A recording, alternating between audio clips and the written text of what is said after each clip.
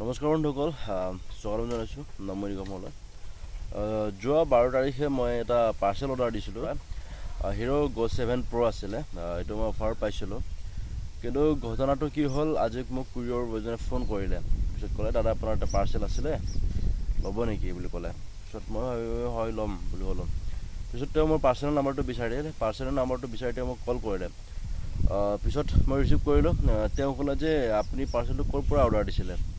মই ক'লোঁ চব প্ৰকৃতৰ পৰা। এনেকৈ মই ইউটিউবত এটা এড পাইছিলোঁ, সেই এডটোৰ পৰা মানে অফাৰত মই বস্তুটো অৰ্ডাৰ দিছিলোঁ। তেওঁ ক'লে যে আপোনাৰ পাৰ্চেলৰ ওপৰত যদি কনফিডেঞ্চ আছে যে পাৰ্চেলটো সঁচাকৈ আহিব, তেতিয়াহ'লে আপুনি বস্তুটো ৰিচিভ কৰক। পিছত ল'ৰাজনে ক'লে, যদি আপোনাৰ পাৰ্চেলৰ ওপৰত কনফিডেঞ্চ নাই, তেতিয়াহ'লে আপুনি পাৰ্চেলটো ৰিচিভ কৰিব নালাগে। কাৰণ কেতিয়াবা এনে কিছুমান পাৰ্চেল আহে যিবিলাক ফেক থাকে। পিছত কাষ্টমাৰে আপোনাক কল কৰি কোৰিয়াৰ বয়বিলাকক ডিষ্টাৰ্ব দিয়ে বা ৰিটাৰ্ণ নিব দিয়ে পাৰ্চেলবিলাক। পিছত মই ভাবিলোঁ ঠিক আছে বাৰু, পাৰ্চেলটো চাই লওঁ, মানে অ'পেন নকৰোঁ, চাই ল'ম। পিছত যদি ভাবোঁ ল'ম, তেতিয়াহ'লে নলওঁ। যদি লওঁ আপোনালোকে গম পাব। চ' কুৰিয়াৰ বয়জন আহি আছে, মই ৰখি আছোঁ তেওঁ। নমস্কাৰ বন্ধুসকল, প্ৰডাক্টটো আহিছিলে। পিছত মই চালোঁ, ভালকৈ খুলি চোৱা নাই, এনেই ওপৰতে চাইছোঁ বাৰু।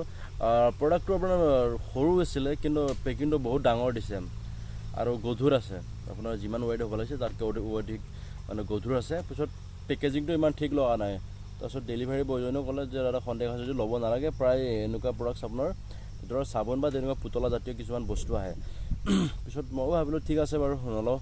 এটা কথা মনত ৰাখিব, আপোনালোকো কৈ থওঁ, ফেচবুকত বা আপোনাৰ ইউটিউবত কিছুমান এনেকুৱা এড আছে যিটো আপোনাৰ কম পইচাত দিয়ে। ধৰা 30,000 বস্তুটো আপোনাক 3-4 হাজাৰ বা 5 হাজাৰ দিলে।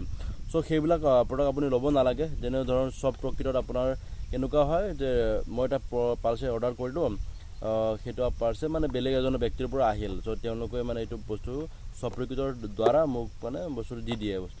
চ' এনেকুৱা বস্তুবিলাক আপোনালোকে ল'ব নালাগে। কিছুমান মানে এনেকুৱা থাকে যে আপোনাক প্ৰডাক্টটো ভাল দেখাব, ধৰা হ'ল মোবাইল এটা দেখালে, পিছত আপোনাৰ তাতে দিলে চাবোন বা তেনেকুৱা পুতলা জাতীয় বস্তু কিছুমান দি দিলে। চ' যেতিয়া অৰ্ডাৰ কৰে সাৱধান হওক আৰু ৰিটাৰ্ণ অপশ্যনটো চাই ল'ব। যদি ৰিটাৰ্ণ অপশ্যন আছে প্ৰডাক্টৰ, চ' তেতিয়াহ'লেহে বস্তুটো আপুনি ৰিচিভ কৰক বা লওক।